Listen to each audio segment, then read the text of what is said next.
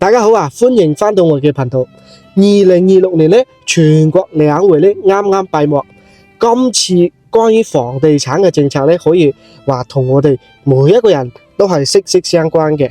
尤其咧係諗住北上置業嘅香港朋友，今日咧我想用幾分鐘時間啦，企喺我哋嘅香港人嘅角度，同大家深度解讀一下今次兩會釋放出嚟嘅信號，同埋咧最關鍵呢啲政策對於我哋成日關注嘅惠州樓市究竟有咩實際影響呢？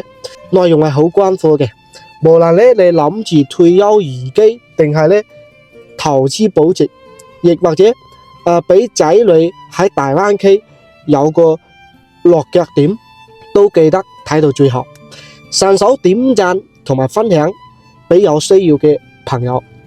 第一，穩字當頭唔係等於大升啊！今次兩會好明確咁定調，要着力穩定房地產市場。呢個穩字好值得我哋思考。對於我哋香港嘅買家嚟講，呢個咧就係一個清晰嘅信號啦。政策唔會再大上大落嘅，而係咧會持續發力呢個階段。對於惠州嘅剛需盤，大家唔使急，可以等埋本地嘅具體設施，好似公積金、貸款放寬、收購存量房、做保障住房呢啲政策落地之後咧，先至慢慢出手。咁樣即可以食盡政策紅利，又可以避開市場短期嘅波動。存量房時代咧，如何盤活好過賤價拋售。今年兩會首次提到咧，多企度盤活存量商品房。呢個意味住咩嘢呢？除咗政府回購，仲可能會出現好似發展商回購、存量房改租賃住房呢啲新模式。如果你本身係業主，手持惠州物業，預期心急低價放盤，不如咧密切關注下本地嘅盤活政策。比如話咧，惠州嘅部分閒置商辦物業，未來可能有機會改做租賃住房，又或者咧唔啱規格嘅二手房源，有機會俾納入保障房體系。呢啲都係令你嘅資產保值嘅新出路。第三，公積金改革由買樓專用變身全周期保障。今次兩會提出深化住房公積金制度改革，呢個咧係一個好大嘅進步，意味住咧公積金唔再買得樓先用得到，未來喺租房裝修甚至城市嘅更新方面咧都有可能用得到。對於我哋喺香港揾食，但係你諗住喺大灣區落腳嘅朋友，如果咧日後有兩地公積金可以更加靈活流動同使用，咁先租後賣、細屋換大屋嘅計劃就會變得更加清晰可行。第四，好房子新標準，重新定義咩叫做值錢、隨住安全、舒適、綠色、智慧嘅好房子。國標落地，樓嘅居住屬性咧會越來越重要嘅，炒賣屬性會進一步弱化。無論係深圳定係惠州，只有品質加配套兼備嘅樓先至有競爭力。好似惠州嗰啲近深圳有靚嘅物業，戶型實用嘅樓價值會越來越穩陣。相反，呢啲戶型差、冇管理嘅、冇配套嘅老破小只會越來越唔值錢。所以咧，我成日同班客講，買樓要嘅係重品質、輕概念，千祈唔好貪平買錯嘢啊！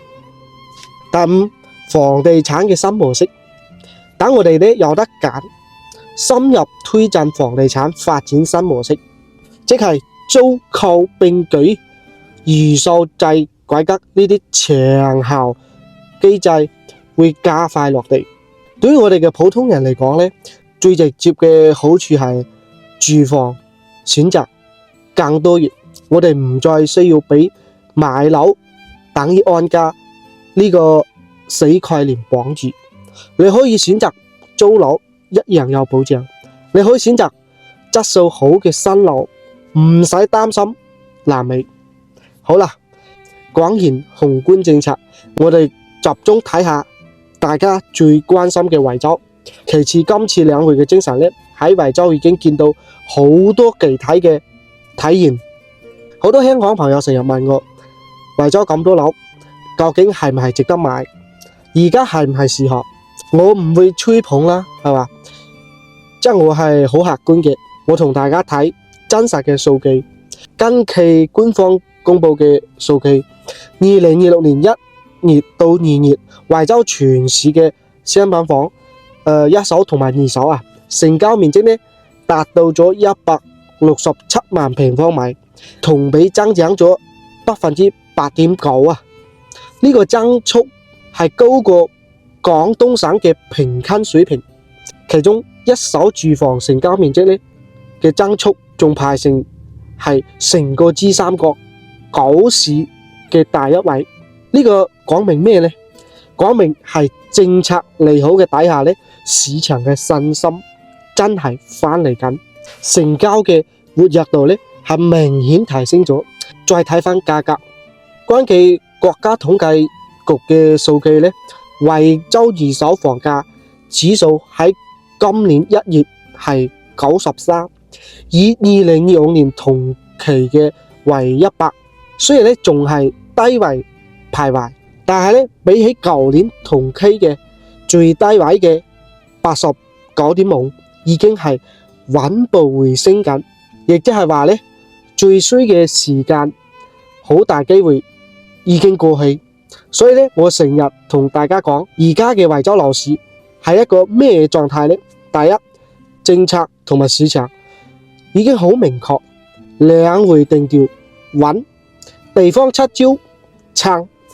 惠州本身呢都出咗好多好似公積金放寬呢種新嘅政策嘅，對於我哋買家嚟講，呢個就係一個相對安全嘅時機。第二，價錢對於香港人嚟講依然係非常之友好嘅。你諗下啦，喺香港一個車位閒閒地都要100幾十萬，但係呢筆錢喺惠州隨時可以買到一套環境優美、配套齊全嘅3房至4房嘅單位。李嘉誠之前都喺惠州推嗰批40幾萬嘅貨尾，點解咁多香港人去搶呢？咪就係因為性價比高到離譜。我哋唔係叫人盲目去買，而係識得計呢條數，叫生活質素嘅數。第三，唔同需求要揀唔同嘅地段。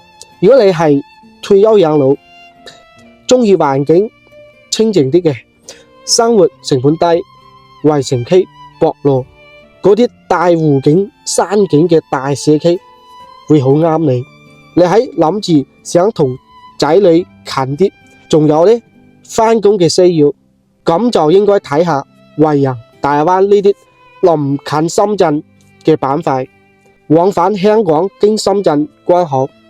而家交通網絡真係好方便嘅，數據都顯示而家市場上最受歡迎嘅就係惠陽大灣呢個片區，買嘅戶型都係90平方至120平方呢種中端剛需產品，價格普遍係6000至9000蚊一平方，無論係自住定係自己嘅細路準備嘅，都係主流嘅選擇。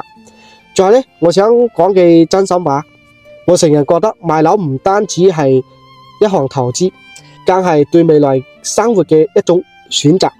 我哋成日困喺香港嘅森林，空間細，壓力大，非常之壓迫啦。有咩好比一個香港揾錢，內地使嘅生活模式更吸引人呢？惠州有高鐵直達，有完善嘅醫療配套，有靚嘅自然環境，仲有物價只有香港1/3嘅生活圈。呢啲唔係吹嘅，係實實在在存在嘅機會。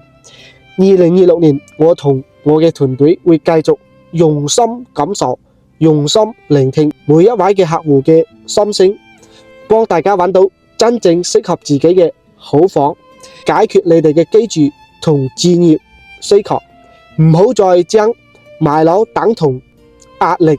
希望咧喺呢度咧，大家可以揾到屬於自己嘅一片天。願大家2026年一路長紅，生活美滿。如果你對惠州邊個板塊有興趣，或者想了解下某個樓盤嘅最新情況，歡迎喺下面留言，或者直接私聊揾我。我拍短視頻嘅初衷咧，就係令惠州嘅房價更加透明，令我哋普通人都能夠安心放心買到一套好嘅房。鍾意我嘅影片可以 follow 翻我。我哋下條片再見，拜拜。